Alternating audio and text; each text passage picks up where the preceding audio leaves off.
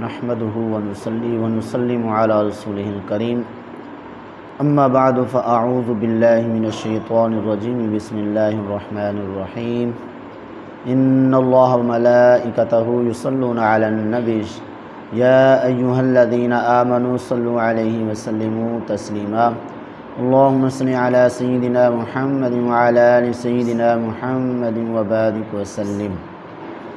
حضرت ابو ہریرہ رضی اللہ تعالی عنہ فرماتے ہیں آقا کریم صلی اللہ علیہ وسلم نے ارشاد فرمایا، چھینک اللہ تعالیٰ پسند فرماتا ہے اور جمائی کو اللہ تعالیٰ ناپسند فرماتا ہے۔ جب تم میں سے کسی کو چھینک آئے اور وہ الحمدللہ کہے تو ہر سننے والے مسلمان پر واجب اور ضروری ہے کہ وہ یرحمک اللہ کہے۔ اور جمائی شیطان کی طرف سے ہے، جب تم میں سے کسی کو جمائی آئے تو اسے روکنے کی کوشش کرنی چاہیے، کیونکہ جمائی سے شیطان ہنستا ہے۔ تو اس حدیث پاک سے کئی باتیں معلوم ہوئیں۔ ایک بات تو یہ معلوم ہوئی کہ چھینک جو ہے وہ اللہ تعالیٰ کو پسند ہے۔ ایک تو اللہ تعالیٰ کو یہ چھینک پسند ہے، دوسرے نمبر پہ دماغ بوجھل ہو جاتا ہے اور اس طرح بندہ وزن سا محسوس کرتا ہے دماغ میں، سر میں۔ جب چھینک آتی ہے تو وہ اس کا دماغ کھل جاتا ہے۔ تو اس لیے یہ چھینک اللہ تعالیٰ کی طرف سے سمجھو کہ رحمت ہے کہ اس طرح دماغ جکڑا ہوا جو ہے وہ کھل جاتا ہے۔ اور اس کے علاوہ جو دوسری بات معلوم ہوئی وہ یہ کہ چھینک والے کو الحمدللہ کہنا چاہیے، یعنی اللہ کا شکر ادا کرنا چاہیے۔ اور کون سے الفاظ ہیں چھینک کے وقت چھینکنے والا وہ کہے اور اسے بہت زیادہ فائدہ حاصل ہو، تو وہ الفاظ ذرا توجہ سے سماعت فرمائیں۔ حدیث شریف میں ہے، آقا کریم صلی اللہ علیہ وسلم نے فرمایا کہ جو شخص چھینک کے وقت الحمدللہ رب العالمین علی کل حال من الاحوال کہہ دیتا ہے تو 70 بیماریوں سے اسے شفا دے دی جاتی ہے، 70 بیماریوں سے۔ تو اس لیے یہ الفاظ یاد کر لینے چاہیے، الحمدللہ رب العالمین علی کل حال من الاحوال، کہ اس طرح ایک تو سنت ادا ہو جائے گی چھینک کے وقت الحمدللہ کہنے کی، اور ساتھ یہ الفاظ جو ابھی عرض کیے گئے ہیں ان کے کہنے سے 70 بیماریوں سے بھی بندہ نجات حاصل کر لیتا ہے۔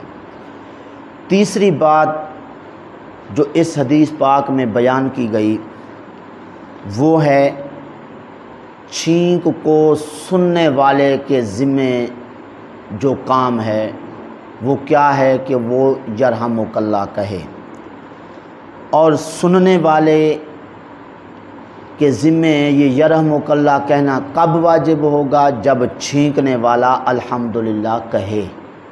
اگر الحمدللہ چھینکنے والا نہیں کہتا تو پھر سامع پر، سننے والے پر یہ یرحمک اللہ کہنا واجب بھی نہیں ہے۔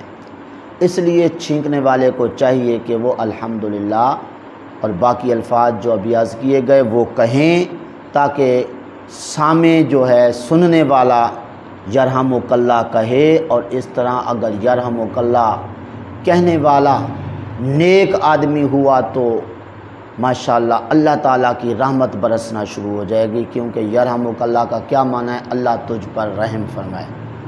اگر نیک انسان کی زبانی یرحمک اللہ کہا گیا تو سبحان اللہ کام بن جائے گا۔ تو اس لیے چھینکتے وقت الحمدللہ بھولنا نہیں چاہیے۔ اور اگر کوئی سامع چھینک اور الحمدللہ سن کر بھی یرحمک اللہ نہ کہے تو اس صورت میں چھینکنے والے کا حق بنتا ہے کہ بتائے، اس کو یاد کروائے، یا تو چھینک کے وقت یرحمک اللہ کہتا، کیونکہ حکم ہے آقا کریم صلی اللہ علیہ وسلم کی طرف سے۔ تو اس طرح بعض اوقات بندہ بھول جاتا ہے، توجہ نہیں ہوتی ہے، تو اس کو توجہ دلا دینی چاہیے تاکہ جو ہے وہ اس واجب کو جو ہے وہ ادا کر سکے۔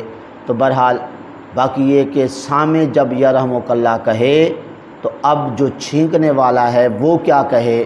پھر وہ کہے جی یہدیکم اللہ و یصلح بالکم، اللہ تمہیں ہدایت دے، اللہ تمہاری اصلاح کرے جی۔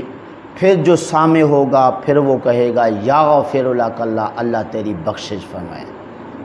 چوتھی بات جو اس حدیث پاک سے معلوم ہوئی وہ یہ ہے کہ جمائی جو ہے اللہ تعالیٰ کو ناپسند ہے، کیونکہ یہ شیطان کی طرف سے ہے۔ یہ جمائی جو ہے کیوں آتی ہے؟ شیطان معدے کے اوپر زور دیتا ہے، معدے کے اوپر اس کے زور دینے کی وجہ سے ہوا بن کے کبھی تو نیچے کو جاتی ہے جس سے وضو ٹوٹ جاتا ہے، کبھی اوپر کو ہوا آتی ہے جس سے منہ کھل جاتا ہے۔ اس لیے آقا کریم صلی اللہ علیہ وسلم نے فرمایا جب جمائی آئے تو اسے روکنے کی کوشش کرنی چاہیے۔ اب روکنے کا کیا طریقہ ہے انشاءاللہ پھر عرض کروں گا۔ تو اتنا ضرور یاد رکھیں کہ جمائی کے وقت منہ کو بند کرنا چاہیے اور اس طرح جو ہے جمائی کو روکنے کی کوشش کرنی چاہیے، کیونکہ یہ شیطان خبیث لعین کی طرف سے ہے۔ اور خصوصاً کچھ لوگ جمائی کے وقت ہا ہا کہتے ہیں، تو یہ ہا ہا کرنا جو ہے یہ اتنا نقصان دہ ہے کہ شیطان دیکھ کے ناچتا ہے، کودتا ہے اور کہتا ہے کہ دیکھو کیسے میں نے اس کا منہ بگاڑ دیا، ہا ہا کرا دی ہے۔ تو اس لیے شیطان کو خوش نہیں ہونے دینا چاہیے۔ وہ کیسے کہ جب جمائی ہے تو ہا ہا آ او جی اس طرح کی آوازیں جو ہیں وہ ہمیں پیدا نہیں کرنی چاہیے، تاکہ اس لعین ہمارے دشمن کو کسی قسم کی خوشی نہ آئے۔ دعا ہے اللہ تعالیٰ کی بارگاہ میں جو کچھ کہا عمل کی توفیق عطا فرمائے۔